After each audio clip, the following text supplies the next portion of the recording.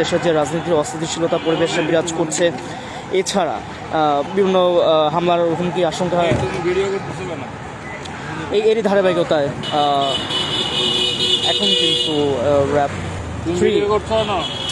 3 কিন্তু একটি চেকপোস্ট তল্লাশি করছে। জি, পারমিশন নিছো তুমি? সাংবাদিকতা করি আমি।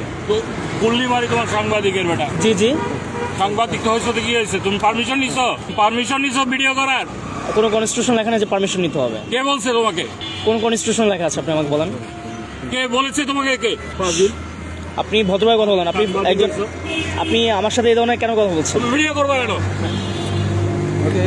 আপনি এই ধরনের কথা বলতে পারেন না। না, তুমি ভিডিও করবা কেন?